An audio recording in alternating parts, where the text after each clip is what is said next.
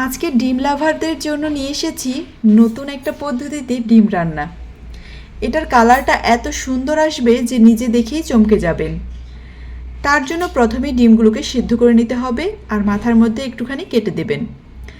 এরপরে এগুলোর মধ্যে নুন, হলুদ, আদা রসুনের পেস্ট মেখে ভেজে নিতে হবে। আপনারা চাইলে আদা রসুনের পেস্ট স্কিপ করতে পারেন, দিলেও সমস্যা নেই। এবার আমি এখানে নুন হলুদ মেখে ভালো করে মিশিয়ে এটাকে ভেজে নেব।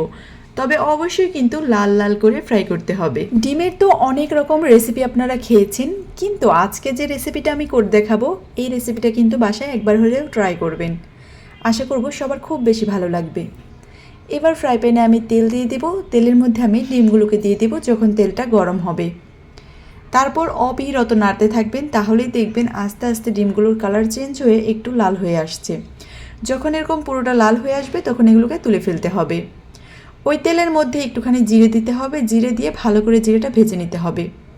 সাথে কিন্তু গরম মশলা দিতে হবে। আমি এখানে এলাচ, দারুচিনি আর তেজপাতা দিয়েছি। পেঁয়াজ কাঁচামরিচের পরিমাণটা খুব সামান্য দিবেন, তা না হলে ডিমের মধ্যে যে কালারটা আমি আনতে চাচ্ছি সেই কালারটা ঠিক মতো আসবে না। এবারে আমি এখানে পানি দিয়ে দেবো হাফ কাপের মতন। তারপরে 1 টিস্পুন সিক্রেট মশলা দিয়ে দিব, স্বাদ মতো লবণ, 1 টিস্পুন আদা রসুনের পেস্ট। আপনাদের কাছে সিক্রেট মশলাটা না থাকলে রেগুলার রান্নায় যে মশলা দিয়ে থাকেন সেটাই দিবেন। এরপর একটা টমেটো কুচি দিয়ে দেবো। টমেটো কুচি দিয়ে ভালো করে এটাকে ব্লেন্ডারের মতো করে ভেজে নিতে হবে। যখন উপরে তেল চলে আসবে তখন এই টমেটোটাকে প্রেসার দিয়ে দিয়ে একদম ব্লেন্ড করে ফেলতে হবে। তারপর এখানে দিয়ে দিব পেঁপেগুলোকে আমি ঠিক আলুর মতো করে কেটে নিয়েছি। এবার ভালো করে কষিয়ে নেব। তারপর এখানে 1 কাপ পানি দিয়ে দেব। পেঁপে সেদ্ধ হতে যেহেতু একটু সময় বেশি লাগে তাই পানির পরিমাণটাও একটু বেশিই লাগবে। দেখুন কালারটা কত সুন্দর হয়ে গেছে।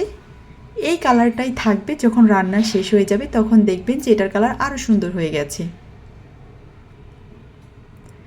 এবার ঢাকনা উঁচু করে বারবার নেড়ে দিতে হবে। আমি কিন্তু বেশ কয়েকবার নেড়েছি।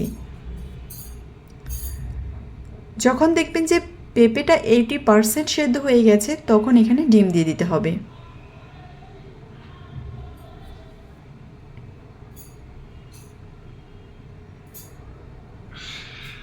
এবারে ডিম দিয়েও ভালো করে কষিয়ে নিতে হবে।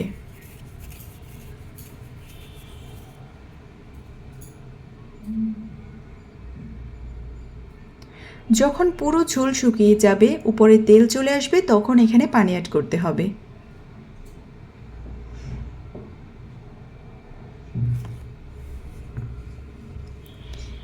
এই রান্নাটাতে কিন্তু অবশ্যই পেঁপে আর টমেটো দুইটা মাস্ট দিতেই হবে, কারণ টমেটো আপনার কালারটা আনবে আর পেঁপে এই কালারটাকে ধরে রাখবে।